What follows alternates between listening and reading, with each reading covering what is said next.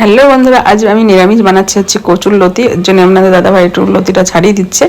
নিরামিষ দিনে মনে হয় কী রান্না করব, কিন্তু এইরকম সর্ষে দিয়ে কচুর লতি দারুণ লাগে। তার একটু গরম জলের মধ্যে লবণ আর কচুর লতিটা ভাপ দিয়ে নিলাম। এদিকে শিলে মশলাটা করছি, একটু ভিনেগারও দিয়েছি ভাপ দেওয়ার সময়।